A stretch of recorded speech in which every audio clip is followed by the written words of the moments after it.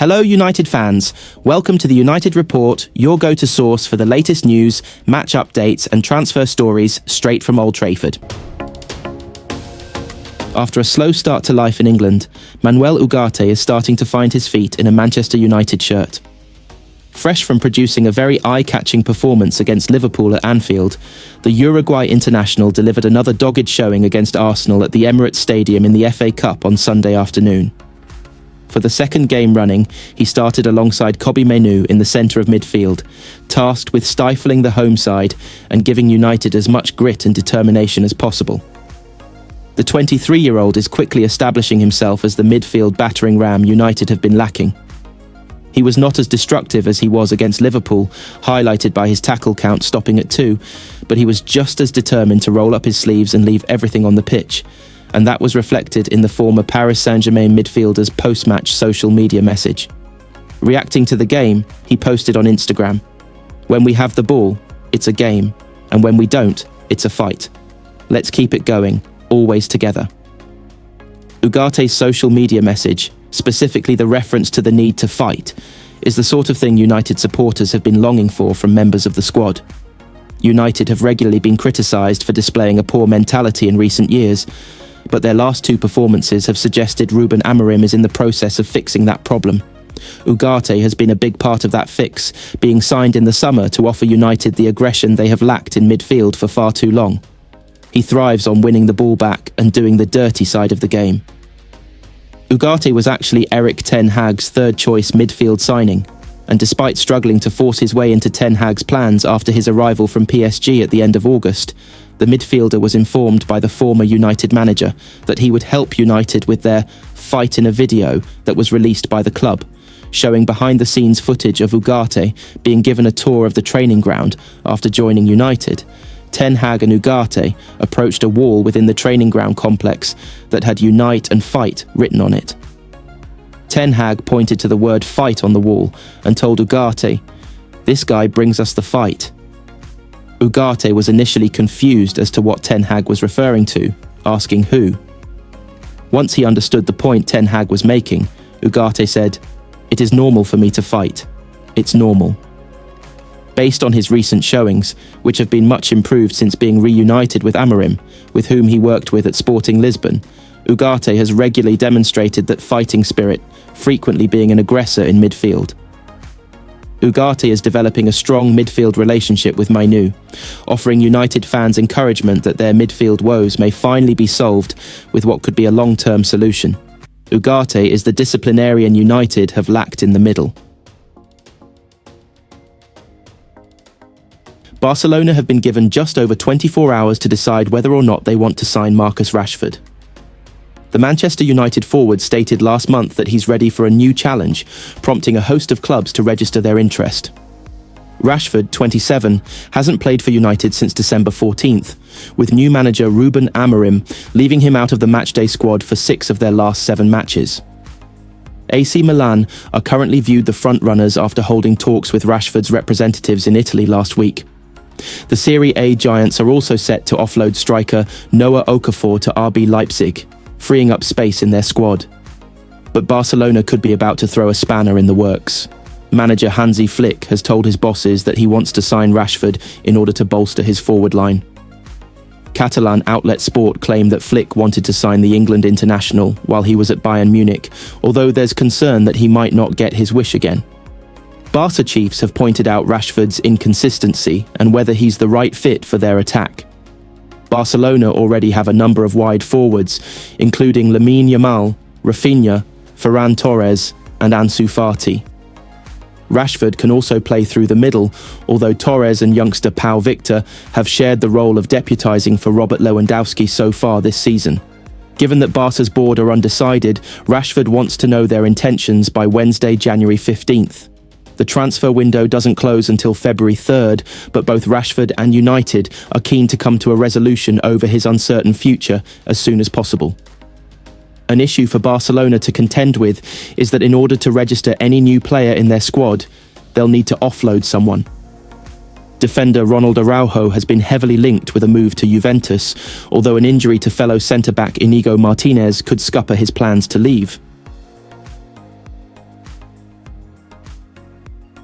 Youngster Diego Leon has completed his move to Manchester United. Leon, 17, completed a medical to finalise his move from Paraguay side Cerro Porteño on Monday, and the defender signed a 5-year contract with the option of an additional year. It's understood United agreed a £3.3 million fee, rising to £7 million with add-ons, with Cerro Porteño, and Leon will start playing for the club in July 2025. United believe Leon, who is a natural left-back, possesses first-team potential, but he will need time to develop and settle in Manchester. Leon was given a tour of Carrington and Old Trafford following his United medical, and was pictured with Lisandro Martinez and Alejandro Garnacho in the training ground canteen. He was also pictured with Manchester City midfielder Kevin De Bruyne, who he bumped into after completing his medical tests and examinations at a private healthcare company. United could look to explore more deals in the South American market in the next few years, and Leon is the latest young recruit in Ineos' search for talented but raw prospects. Sekou Kone, who is 18 years old, signed from Malian club Guidars FC last August, and sources have reiterated he will need time to get to grips with the demands of English football. Kone has made just one start for the under-21s this season, and he picked up a small issue in that game against Huddersfield Town in November, in which he lasted 40 minutes. Leon and Kone are both seen as high-potential young players who should progress to the first team.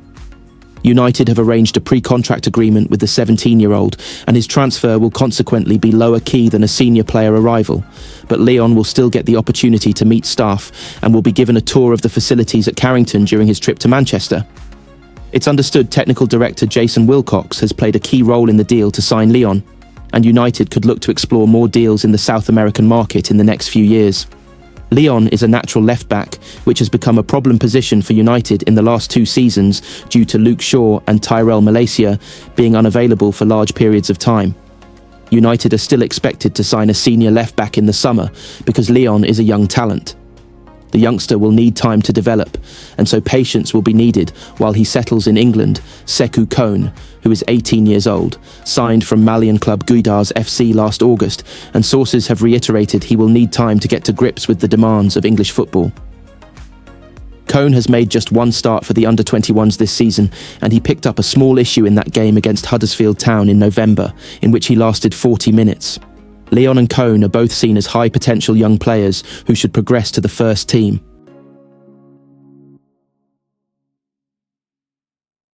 One man took all the praise amongst Manchester Evening News readers as Manchester United dumped Arsenal out of the FA Cup on Sunday.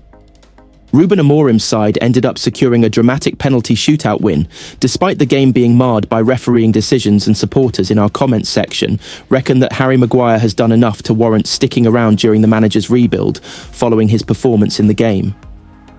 Maguire has answered manager Ruben Amorim's call to step up and be a Manchester United leader with some great defensive performances of late. A controversial penalty call by referee Andy Madley saw him left fuming at Arsenal's Kai Havertz, but United were kept in the game thanks to one of several vital saves by Altay Bayindir. Centre-back Maguire had been lower down in the pecking order in United's defensive department in recent seasons under Erik ten Hag, enduring a tough time and fierce criticism over his form. Since rejecting the possibility of a transfer out of the team and pledging to fight for his place in the team, his stock has begun to rise again. Fans are delighted with some of his recent showings in tough fixtures. Reader Garth123 writes, "I always have said, Harry Maguire suits the Amorim system far better than the old 4-3-3. In the Amorim system, he acts as the anchor centre-back, whereby pace isn't essential, but height is. Harry alongside De Ligt are forming a formidable partnership, and along with Lisandro Martinez, it's a platform to build upon." Commenter Nick in France says, "Lots of fans seem to diss Maguire, but the reality is, he's been our best defender this season. Another immense performance today. Not spectacular last-minute tackles, but commanding the penalty box so they aren't needed." Otago85 writes, "Well, so far, Harry Maguire, like Chris Woods, has reinvented himself. An outstanding performance again. He really needs to stay. Red Scott agrees. I think we may see a different Maguire under Amorim. The system suits him. A great game today by H. Roger C1 says, great spirited performance. Great defending by goalkeeper Maguire and De Ligt. Maguire in particular deserves great praise. He was jeered and mocked last year. To come back like he has shows huge character. 2 great results. Ben 1, 2, 3, 4, 5, 6 can still see old complaints being repeated in the future. Maguire is a great defender when we are looking to defend deep and force the opposition wide and into crossing the ball where he can use his aerial strength.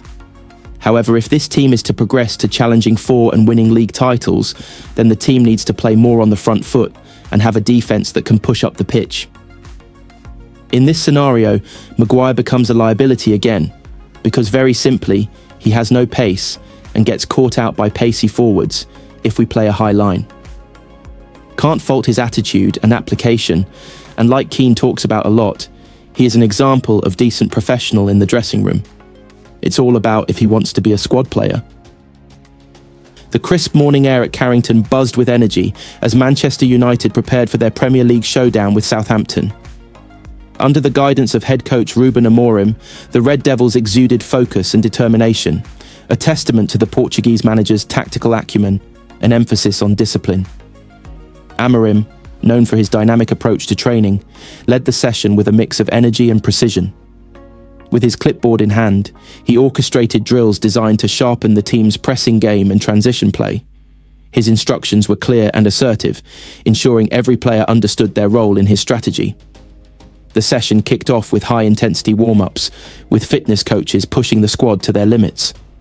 Marcus Rashford looked sharp in front of goal, displaying his signature pace and finishing, while Alejandro Garnacho added flair to the session with his fearless dribbling and clever movement. In midfield, Bruno Fernandes showcased his leadership, rallying his teammates with encouraging words and precise passes. The Portuguese maestro worked closely with Casemiro and Christian Eriksen, rehearsing quick passing combinations to unlock Southampton's defensive lines. At the back, Lisandro Martinez commanded the defensive unit with his usual tenacity and tactical awareness. His communication and anticipation were pivotal during defensive drills, ensuring the backline maintained cohesion. Diogo Dalot and Luke Shaw provided width in both defence and attack, delivering pinpoint crosses during tactical exercises. Amorim devoted particular attention to set-piece scenarios, aware of Southampton's proficiency in such situations.